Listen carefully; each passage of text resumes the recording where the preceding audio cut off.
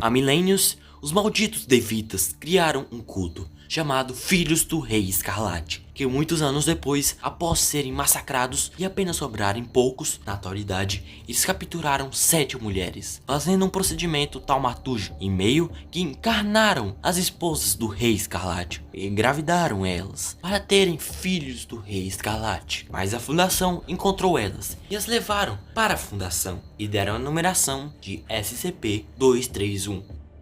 Cada uma foi designada de SCP-231-1 a SCP-231-7. Para que os filhos não nascessem e causassem mais caos, o Dr. Robert Montauk criou o tão temido 110 Montauk. Ele até hoje é considerado o procedimento mais terrível. O ritual 110 Montauk é um procedimento horrível, tão horrível que fez um médico se suicidar depois de ver o ritual. E que tem que fazer o tal procedimento são os classe D.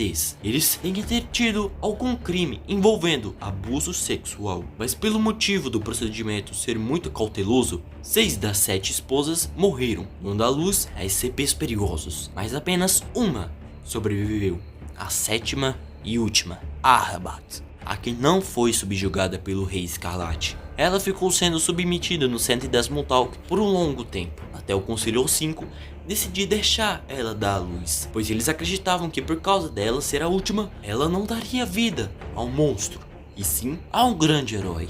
Ela deu à luz a um SCP, que a maioria de vocês conhecem. Estou falando do fabuloso SCP-999, o monstro das cócegas, aquele capaz de curar qualquer tristeza e raiva. Ele curou até a raiva do SCP-682. Ele é a última esperança da fundação na batalha contra o Rei Escarlate. Ele é pequeno, mas um dia será tão grande que será capaz de derrotar seu pai. Não na força, óbvio, mas sim, ele vai curar todo o ódio e dor do Rei Escarlate, e assim curar a criatura mais maligna de todas.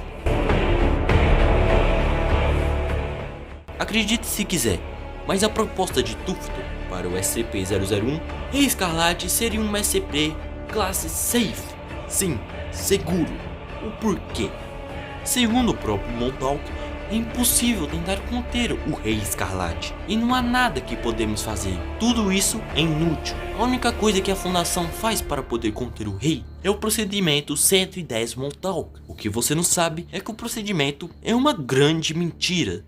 Exatamente, o médico que se suicidou, o abuso, tudo isso é mentira. Na verdade, esse mesmo procedimento foi usado nas 6 esposas, mas a fundação decidiu mudar para algo mais calmo. O seguinte procedimento acontece assim: um classe D é designado para a sala da esposa. Ele se senta ao lado da esposa e lê um livro. E depois de ler e ela dormir, ele simplesmente vai embora. Simples assim. O problema é que ainda continuam falando do 110 Montauk como se ele ainda existisse. Isso tudo é explicado com essa seguinte fala do Dr. Targus: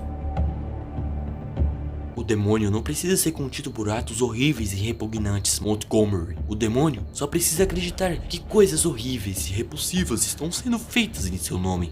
A documentação que criamos, os terríveis rumores sobre o procedimento 110 Montauk, os relatos de suicídio dos médicos que trabalhavam nesse projeto, tudo isso é uma grande farsa. Tudo para convencer o demônio de que estamos fazendo o pior possível a essa garota. Esses procedimentos, essa campanha de medo, tem permitido nós a semear um medo nos corações do pessoal da fundação. E esse medo satisfaz um monstro.